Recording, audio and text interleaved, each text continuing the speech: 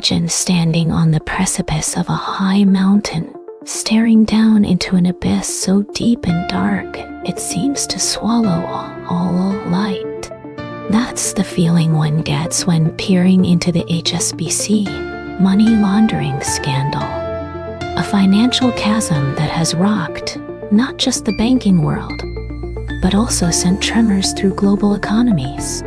You've heard of banks too big to fail, but what about those that seem too corrupt to jail? It's a chilling phrase, isn't it? It hints at institutions which wield so much power. They can operate outside the boundaries of law and ethics without fear of consequence. The story we're going to unravel today is an example of this very phenomenon, where rules are bent, governments manipulated, and innocent lives destroyed in favor of greed. HSBC? Sounds familiar, right? A household name in banking. A stalwart figure with roots stretching back more than 150 years. This bank has been your reliable partner for mortgages, loans, and savings accounts. But behind this facade lies a darker character, one involved in money laundering on an industrial scale.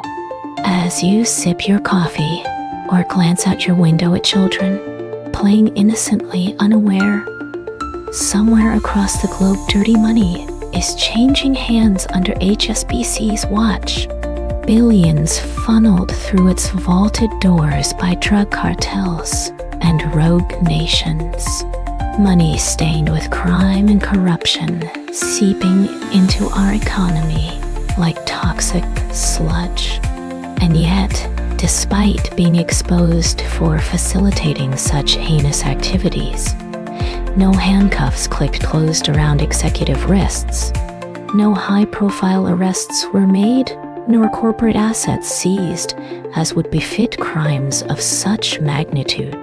Instead, silence filled courtrooms, while whispers echoed through hallowed halls of justice, whispers speaking volumes about power dynamics at play between corporate behemoths like HSBC and lawmakers who are supposed to keep them in check. Now, take another look at abyss I mentioned earlier. See how it gapes wider, threatens to swallow us whole? That's the danger we face when institutions like HSBC are allowed to run rampant with impunity. We are left standing on the edge of financial and moral ruin, looking into a future where laws and morals may become mere suggestions for those who can afford to ignore them. In this tale of corruption, greed, and power, I invite you to journey with me past polished bank facades, through labyrinthine legal loopholes, and into shadowy corridors of power. Together, let's unmask the hidden face of HSBC. A giant not just too big to fail, but seemingly too corrupt to jail. Picture this. You're living in a world where giants roam the financial landscape, their shadows cast long and far, reaching every corner of the globe. Among them, there's one that stands out: HSBC, a behemoth whose influence is as immense as its reputation is tarnished. Now let me take you back to July 2012, when HSBC was thrust into the spotlight for all the wrong reasons. An investigation led by you saw authorities revealed a shocking truth. This towering giant had been aiding and abetting money laundering on an epic scale. Imagine walking into your local bank to deposit some money, only to find out later that your hard-earned cash has been mixed with dirty money from drug cartels, rogue nations, and terrorists.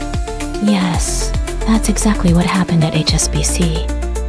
The bank knowingly turned a blind eye, while billions of dollars flowed through their accounts from some of the most dangerous people on earth. Think about it. Mexican drug lords, check. Rogue regimes under international sanctions like Iran. You bet known terrorist networks? absolutely all found comfort within HSBC's gilded halls. Now, consider this. Rather than being punished by jail time or crippling penalties that could have toppled lesser entities, HSBC walked away with what amounted to little more than a slap on the wrist. A record $1, 9 billion fine, which may sound huge, but was equivalent to just 5 weeks worth of profit for fame. This isn't fiction, it's reality. An alarming example of how an institution can be not just too big to fail, but seemingly too corrupt to jail.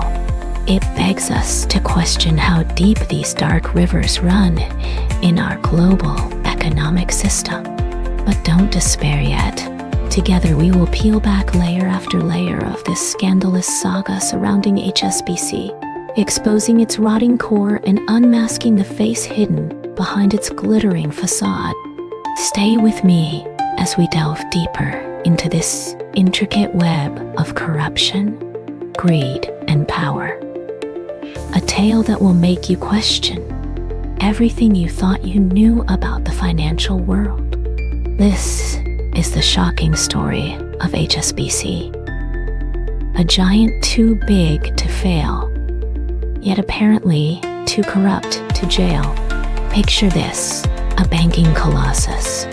Its tentacles spread across the globe, handling trillions of dollars in transactions each day.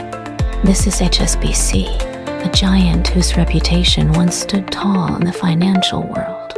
But beneath that facade of respectability lay something far more sinister. In 2012, HSBC's sins were laid bare for all to see. A blistering report by the US Senate revealed shocking evidence of money laundering on an unprecedented scale.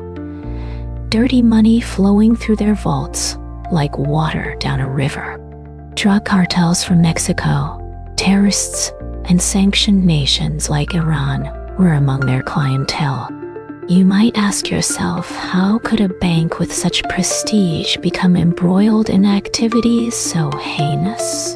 Well, it seems that HSBC had turned a blind eye to illegal activities for one reason: profit. For instance, let's consider Mexico. From 2007 to 2008 alone, HSBC's Mexican operations moved $7 into the bank's US operations, an amount bigger than all Mexican law enforcement budgets combined. Now imagine what was happening worldwide. Here's another unsettling fact.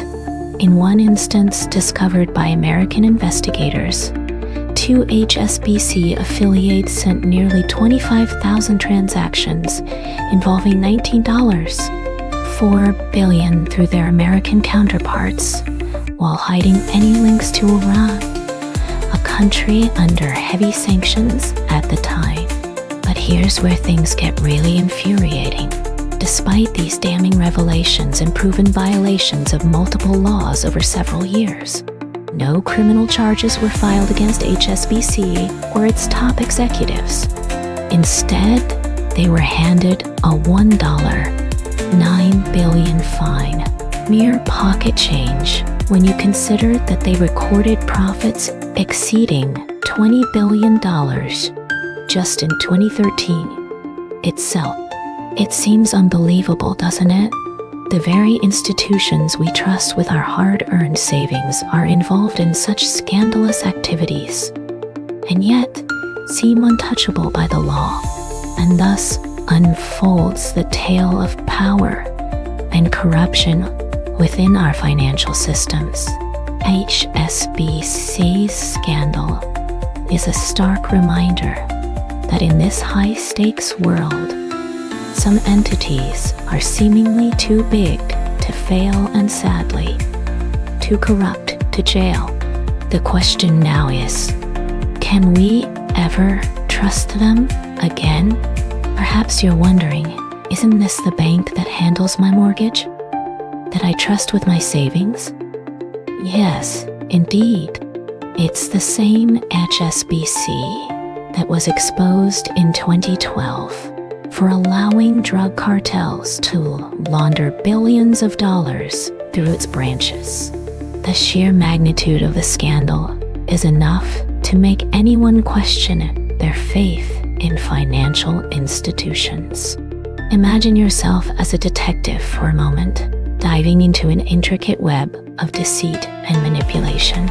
You come across suspicious transactions amounting to millions of dollars, all linked back to one institution, HSBC. This isn't a plot from a crime thriller.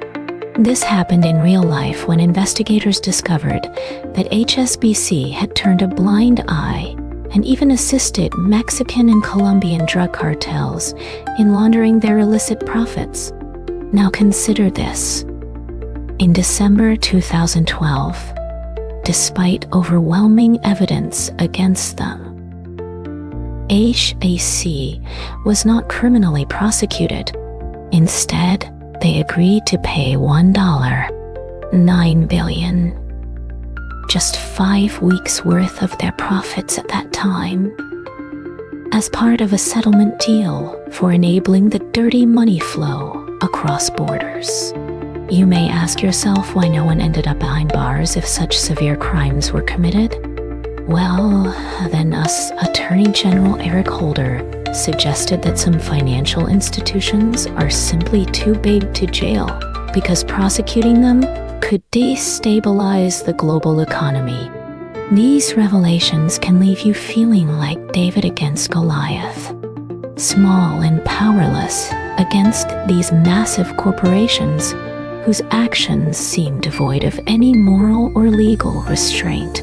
But remember this, as consumers, we wield more power than we think. By being informed about where we invest our money and who we trust with it, we can make decisions that align with our values and demand greater transparency from those handling our hard-earned cash. So what do you think now? Can we ever trust them again? Or should there be tighter regulations on banks like HSBC? Let's continue exploring this together as we delve deeper into the world of financial scandals and the fallout they cause. After all, it's our money, our trust, and our future at stake. As we delve deeper into the scandalous labyrinth that is HSBC's money laundering case, let's take a detour to Mexico. Picture this. It's 2007, and a plane loaded with $100 million in cash lands in Toluca.